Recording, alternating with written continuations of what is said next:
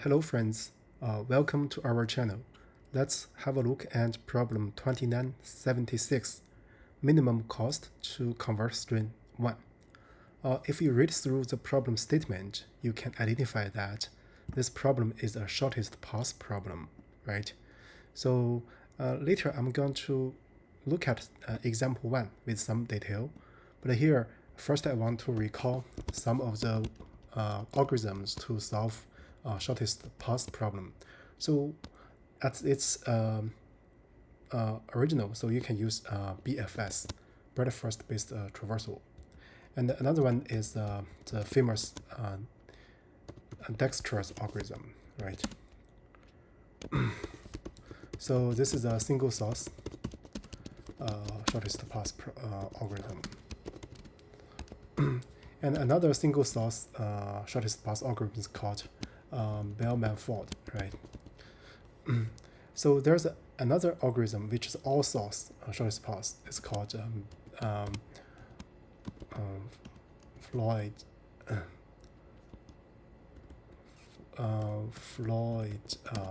Warshall. So this is the all source shortest path. By all source, we mean that we can find the shortest path between any two nodes in the graph, right? So in this video, I'm going to solve this problem using this video. So the Dijkstra's algorithm is, in some sense, classic, simple, yet very powerful, right? So now let's look at example 1 in order that we can establish some intuition. First, we want to change the source to the target. So in other words, we want to change A, B, C, D to A, C, B, E, right? So, if you look at this one, the first is the same. So we want to change from B to C, and C to B, and D and to E. So this is our consideration, right? But here it gives you original and change and the cost. For this example, you can see here. Let's copy this one.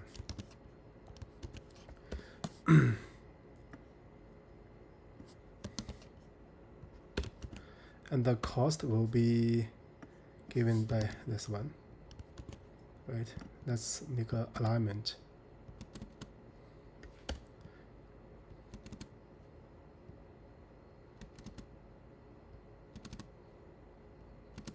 Right. So if we want to change B to C, so we can change from B to C by 5, or we can do other status, right? So at index 1, so if we want to change B to C, so we get cost is 5, right? And then from C to B, so here we can directly from C to B, the cost is 5. But we can also use this path from C change to E, the cost is 1. Then from E to B, the cost is 2. The total is 3, right? So this is exactly the path used in the optimal cost path. And then also we need to change from D to E, but here is only 1, that is 20, right? Together you are going to get 28. So in other words, so for those we need to change, for example, B to C, and C to B, and D to E. We want to find the shortest path, shortest in the sense that using minimal cost, right? So this is a shortest path problem. So we can use this original and change and the cost to make a weighted graph. The graph will be bidirectional or undirected. And then we are going to compute the shortest path, and then we can prepare the return, right? So let me first structure the coding, right? So we are going to first build this graph. So this is the one part. Another part is to implement Dijkstra's algorithm. And the last part will be prepare the return, right? So this will be our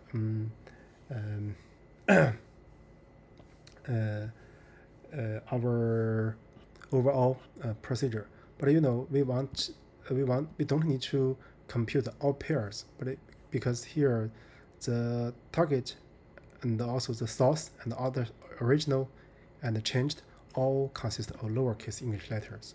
We know that there are 26 lowercase letters. Therefore, we can find the distance from any involved character to the other, right? So first, let me build a graph. So graph, I'm going to use collections default dict. So I'm going to use a set. What I want to save is node as its neighbor and the cost, right? Something like this. So what we want to do is basically for start, end, and W in zip. So we're going to have original, we're going to have changed, and we have the cost, right? So for this one, so our graph S is add, so the neighbor and the cost. So by the way, I want to make some adjustment. So here the graph is directed graph because we change from original to changed, right? So in other words, we just need this one line rather than if it's undirected, we should have something like this: E add S and W, right? But here because it's undirected, so because it's a directed graph, so we just have this line. So then you can print out this graph to have an so here will be the representation of the graph, right? So now let's look at Dijkstra's algorithm. So recall that in Dijkstra's algorithm, so you can have two parts to be noticed. So one is a heap data structure, min heap, right? So this is the one. Another one is a relaxation step. So basically you have a D. So if the neighbor and the distance, say let's wait, and let's say we from DU plus D V, say neighbor UV is less than DV. Then it means that if I by V of let's see, if I by V of U, and then it will be have a short path from the source to the V. So this way I'm going to set DV. So here.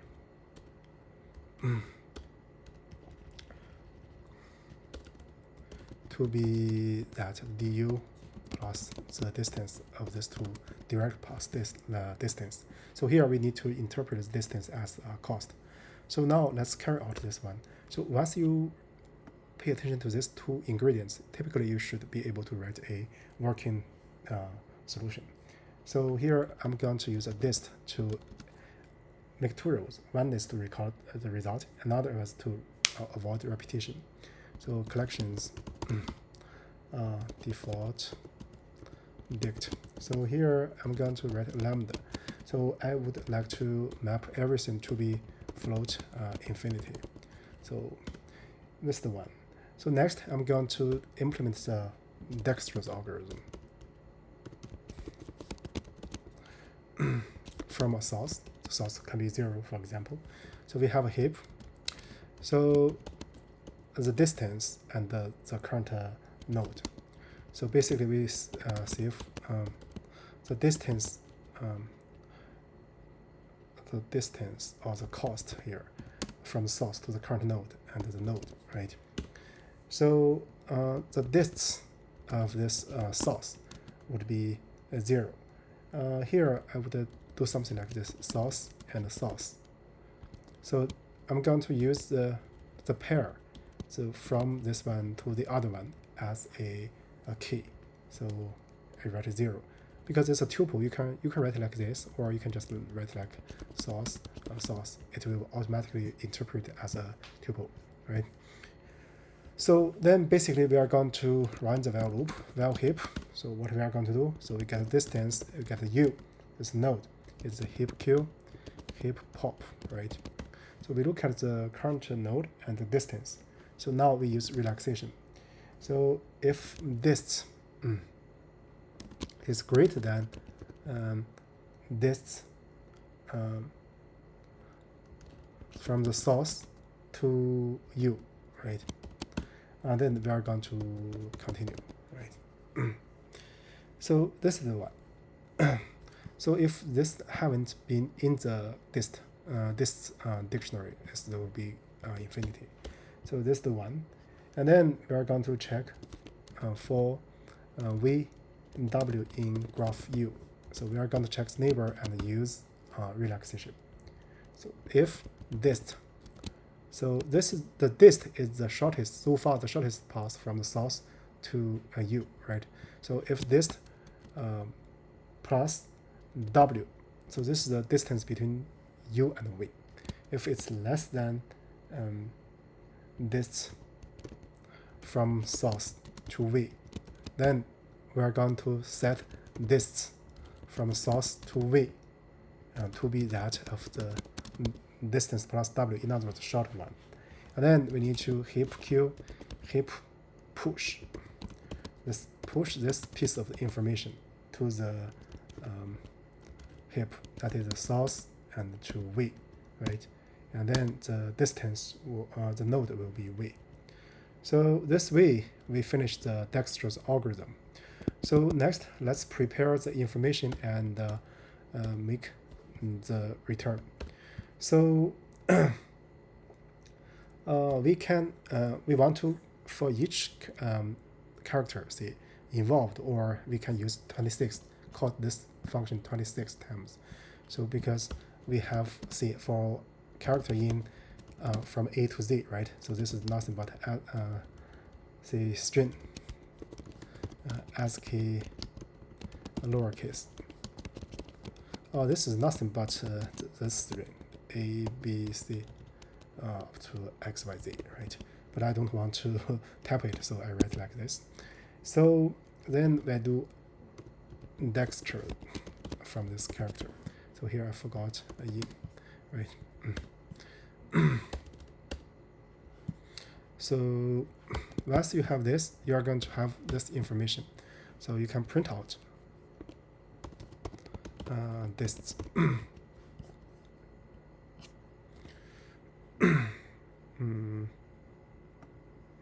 Dist you heap pop heap here I forgot to write the heap the name.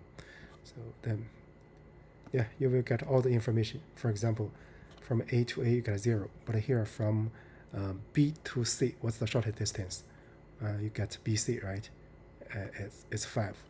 And then from C to B, let's see, from C to B, the shortest is 3. But you know, from here you have 1 from C to B, that is 5, right? So once you have all those information, then writing the prepare the return should be rather straightforward. Let's initialize a result variable, and then we iterate. So for AB in zip source and target. So if the source and if AB are the same, actually it will automatically have a 0. So therefore we don't need to check that. So as long as there's a path, so let's say distance from A to B, right? If it's less than float infinity. In this case, so we're going to increment this result by this distance from A to B, right? And otherwise, so if there's one pair you cannot finish, in other words, you cannot change source to target. We can directly return -1. Then also we exit this for loop. If after you finish the for loop, nothing has returned, you can return the status of the result. So this is the full implementation. Let me run it. Yeah, it passes the 3 test cases. Now let's look at the generic case. Yeah, it passes all the cases. So here I want to mention that for this problem, we can identify it as the shortest path problem, the shortest in the sense of minimal cost. So there are several ways you can solve. For example, using vanilla BFS, or using Dijkstra's algorithm, or using Bellman-Ford. So this one is also a single source shortest path algorithm using relaxation. And the Floyd-Warshall is all source shortest path. For this problem, you can also use this one. And the nodes will be the 26 characters, all the characters involved in this each the problem. So here I use the Dijkstra algorithm. So you can try to use this tool, Bellman-Ford or Floyd-Warshall. That should be equally work for this problem. So with that said, I guess that's it for the current video. Thank you for watching.